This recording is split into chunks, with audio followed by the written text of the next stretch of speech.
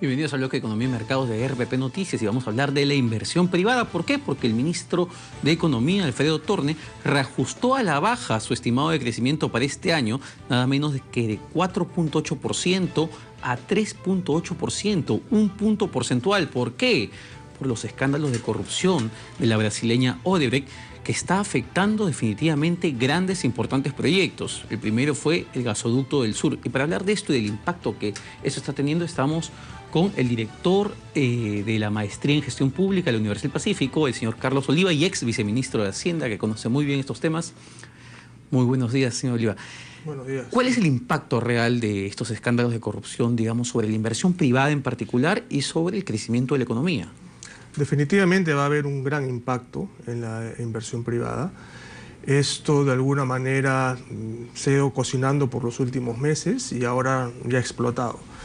Yo sí creo que va a haber un impacto no solo en las obras que están a cargo de estas empresas que están cuestionadas, sino también sobre la incertidumbre que se genera en general en la economía debido a estos actos. Entonces yo sí creo que va a haber un menor crecimiento del que se pensaba hasta hace poco. El ministro ha ajustado un punto porcentual su tasa de crecimiento esperada para el 2017. Yo incluso creo que todavía es bastante optimista, sinceramente, y creo que lo comentamos hace algunos meses. Yo creo que este año vamos a crecer menos que lo que hemos crecido en el 2016. ¿Cuánto cree que más o menos que sea el crecimiento que podamos tener en el 2017, dado, digamos, estos proyectos paralizados? Recordemos que Chinchero, bueno, hay una adenda, pero no sabemos cuándo va a empezar en realidad. ¿Cuál cree que es el crecimiento de la economía para este año? Sí. A ver, en lo personal a mí no me gusta mucho a veces dar una cifra porque es muy difícil. Hay que ver cómo reacciona el gobierno. Todavía tiene pues 11 meses para hacer política económica. Te digo, yo creo que vamos a crecer menos. Seguramente vamos a estar en torno al 3% este año, porque básicamente no veo motores de crecimiento, ¿no? Hasta ahora hemos estado creciendo cercano al 4% porque había un impulso fuerte de la minería. Ese impulso estadísticamente va a desaparecer en gran parte de este año 2017. Y por otro lado vemos que efectivamente la inversión privada va a caer, seguramente igual que el año pasado. No tenemos grandes proyectos que salgan este año. Hay esta incertidumbre que estamos mencionando. La inversión pública va a estar muy restringida por el cambio en la regla fiscal que han hecho. Ese es un punto importante, porque muchas veces cuando la inversión privada no es un motor importante, el Estado asume las riendas y la inversión pública es el acelerador. En este caso hemos visto que el año pasado, en los últimos meses, hubo un frenazo. ¿Qué se espera en cuanto a inversión pública para el 2017? ¿Qué se debería esperar? Sí, ahí, a ver, hay varios temas en lo que planteas. Primero, el frenazo que se dio el año pasado fue excesivo, ¿no? Se llegó a un déficit de 2,7 cuando hemos debido cerrar en 3%. Entonces, ahí fue un sobreajuste que se hizo a la economía. Y el problema es que esa plata que no se gastó a fines del año pasado se va a gastar este año. Y lo digo que es un problema porque eso presiona al déficit. Porque ese financiamiento viene del año pasado, no es de este año.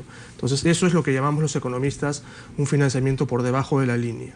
Entonces, toda esa presión que no se gastó en noviembre, diciembre, que se va a empezar a gastar ahora seguramente a partir de febrero o marzo, presiona más el déficit fiscal. Entonces, el gasto ya va a llegar a un tope en algún momento y como los ingresos están, digamos, estables, ¿no?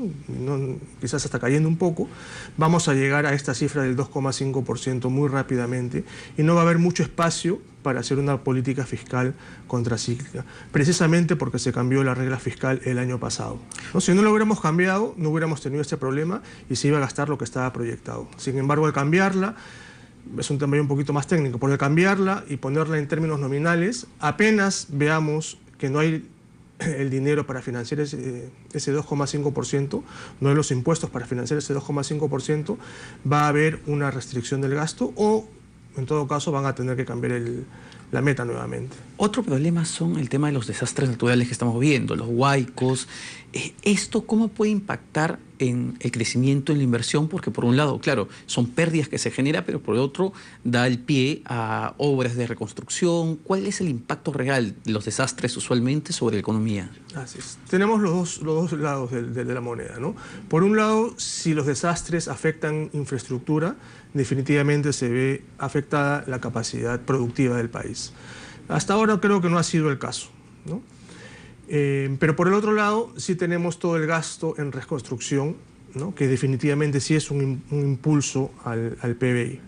Sin embargo, volvemos al mismo tema que estabas mencionando. Este gasto va a tener un tope por la regla fiscal que tenemos. Entonces, en algún momento vamos a llegar nuevamente muy rápido a este tope y vamos a tener que parar el ritmo de gasto de la economía o nuevamente cambiar la regla fiscal, ¿no? Volviendo al tema de los escándalos de corrupción, que son claves, digamos, en las expectativas, me imagino. ¿Qué es lo que se va a esperar? Porque, por un lado, hay proyectos en concreto parados, pero el tema es que, ¿cuáles son los nuevos proyectos que deberían venir y cómo se desarrolla eso en medio de los escándalos de corrupción? ¿Afecta o no afecta expectativas empresariales? Definitivamente, ¿no? Hay un efecto directo, que son las obras que están cuestionadas, ¿no? Las que realizan estas empresas brasileras. Ahí vamos a ver qué puede pasar. Efectivamente, definitivamente yo creo que va a haber un impacto en el ritmo de estas obras, ¿no? A lo mejor las empresas deciden vender activos, eso definitivamente también va a llevar a algún tipo de desaceleración en el ritmo de la ejecución. Y ese es el impacto directo, ¿no? Las obras que están haciendo, que están ejecutando las empresas brasileras. Pero por otro lado, y con el tema de Chinchero, también se ha creado toda una sombra sobre las APPs, ¿no? Ha sido una adenda que, según mi opinión, no ha debido firmarse, que cambia las reglas del juego, ¿no? Y que convierte en la práctica una APP en una obra pública sin una licitación, ¿no? Es una obra pública que ya se sabe quién es el que va a ejecutarla.